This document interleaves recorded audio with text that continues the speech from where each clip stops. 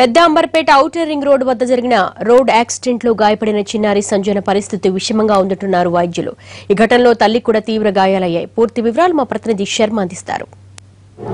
గాంధీ జయంతి రోజున జరిగినటువంటి సంఘటన ఇది. తప్పతాగి ముగ్గురు కారులో ప్రయాణిస్తూ ఒక కుటుంబాన్ని రోడ్డున పడివేశారు. అందులో తల్లి ప్రాణాపాయ స్థితిలో ఆసుపత్రిలో కొట్టుమిట్టాడుతుంటే కూతురు పరిస్థితి మరింత విషమంగా ఉంది. బ్రెయిన్ డెడ్ జరిగిందనేటువంటి విషయం ఇప్పుడు బయటికి వస్తుంది. మరి ఈ విషయం తెలిసిన ఆమె కుటుంబ సభ్యులు, తల్లితో సహా కుటుంబ సభ్యులంతా కూడా దీనంగా కనిపిస్తున్నటువంటి అంశం. మరి దీనికి సంబంధించి శ్రీదేవి తల్లితో మాట్లాడదాం. ఏంటి మీకు ఎప్పుడు తెలిసింది సంఘటన? మాకు యాక్సిడెంట్ అయినాక తెలిసింది. ఆమె ఫోన్ అక్కడ పడితే అక్కడంతా పబ్లిక్ ఫోన్ తీసుకొని చేశారు. మా బాబు పోయిండు. పోతే అంతా బేవస్ వచ్చి పడిపోయిందంట ఆమె. మా బిడ్డ, మా మన్మరాలేమో మొత్తం కొమ్మలకి వెళ్ళిపోయింది. యాక్సిడెంట్ కాగానే మెదడు అనేది డ్యామేజ్ అయిపోయింది, ఫ్రాక్చర్ అయింది కాలు, ఇక్కడ చేయి మొత్తం ఎక్కడెక్కడ పచ్చలైపోయింది. ఇక అప్పటికప్పుడే ఇక్కడ హాస్పిటల్ తీసుకొని వచ్చి దగ్గరున్న హాస్పిటల్ ఇక్కడ అడ్మిట్ చేసుకుని నైటు పాపనేమో ఇక్కడ కాదు అనేసి కామినికి తోలిండ్రు. అక్కడ పట్టుకున్నారు. డిస్ట్రిక్ట్ ఏం చెప్తున్నారు పాప ఆరోగ్యం? మార్నింగ్ కౌన్సిలింగ్ అయింది సార్ కామినేని హాస్పిటల్లో. డాక్టర్ గారు ఏమంటున్నారంటే మొత్తం బ్రెయిన్ అంతా డెడ్ అయిపోయింది. 95% మాత్రం మేము గ్యారంటీ ఇవ్వలేము, ఓన్లీ 5% మాత్రమే ట్రై చేస్తాము. అది మా చేతుల్లో లేదు. పాప అసలు కలుగుతలేదు సార్, అసలు అన్కాన్స్టిట్యూషన్లో ఉంది. చదువుకుంటుంది సార్, సెకండ్ క్లాస్ చదువుతుంటుంది సార్.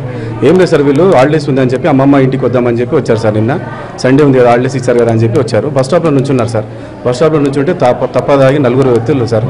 లోపల మందు బాటిళ్ళు ఉన్నాయి, మిక్చర్లు ఉన్నాయి, గ్లాసులు ఉన్నాయి అన్నీ ఇట్లా మొత్తం టర్నింగ్ చేసుకుంటూ వచ్చి గుద్దేశారు సార్.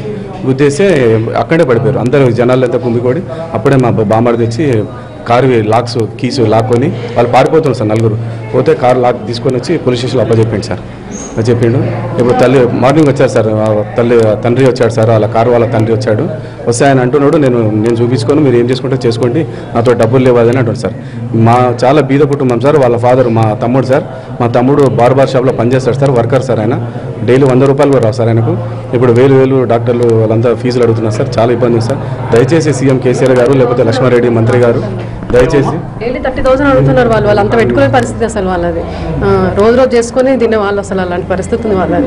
గాంధీ జయంతి వాళ్ళకి డ్రింక్ ఎక్కడ దొరికింది మాకే అర్థమవుతలేదు. గాంధీ జయంతి రోజు బంద్ ఉంటాయి కదా సార్, ఎక్కడ దొరికిందో వాళ్ళకు. కార్ల బాటిల్స్, మిక్చర్ అన్నీ ఉన్నాయి, అన్నీ పట్టుకున్నారు.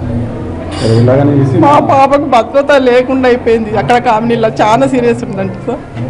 తల్లి కూడా అసలు అన్కాన్షియస్ ఉంది సార్. తల్లి కూడా అసలు ఏం చెప్తలేదు సార్. డాక్టర్లు అసలు మాట్లాడిన పరిస్థితి ఉంది సార్. ఆమె కూడా షాక్ గురి అయిపోయింది. మొత్తం దెబ్బలు తగినాయి సార్, కడుపులో, తలకు అంత మొత్తం బ్లడ్ కూడా ఎక్కిస్తుంది సార్ ఇప్పుడు. అయితే వాళ్ళు చాలా బీదోలు సార్. హాస్పిటల్లో ఫీజులు కట్టలేని పరిస్థితి సార్. దయచేసి ప్రభుత్వం ఏదైనా ఆదుకొని వాళ్ళని ఎట్లా బ్రతికించే ప్రయత్నం చేయండి సార్. దీని మీద కఠినంగా సార్. నిన్న అక్టోబర్ జయంతి సార్, గాంధీ జయంతి. అసలు గాంధీ జయంతి రోజు మందు కూడా ఎట్లా దొరుకుతుందో వాళ్ళకు మాకు కూడా అర్థం కాదు సార్. ఏదో ఇంటికని వెళ్ళిపోతుంటే ఇలా జరిగింది సార్. మాకు కూడా చాలా విషయాలు. దయచేసి ప్రభుత్వం కూడా మాకు ఎట్లా చేసి ఆ పిల్లల్ని, తల్లిని కాపాడండి కోరుకుంటున్నాం సార్. ఇదే ఫాదర్కు ఆరోగ్యం బాగాలేదు, ఆయనకు షుగరు. వాళ్ళ నాయన హాలిడేస్ ఉన్నాయి కదా, పాపలా తీసుకొని వాళ్ళ నాయనని బలకరించి పోదాం అనేసి ఆమె వచ్చింది. హాలిడేస్ లేకుంటే రాగానే స్కూల్ ఉంటే వాళ్ళ నాయనకు ఆరోగ్యం బాగాలేదు సార్. కామినీలో అడ్మిట్ ఉండే 2 రోజులు డిశ్చార్జ్ చేయాలని ఆయన ఇంటి దగ్గర ఉన్నాడు. ఈ పరిస్థితులు ఆమెకి ఇట్లా అయిపోయింది. ఇప్పుడు ఆయన ఆందోళన చెందుతున్నాడు, ఇంటికాడ ఆయన బాధపడుతున్నాడు. షుగర్ పేషెంట్ ఆయన.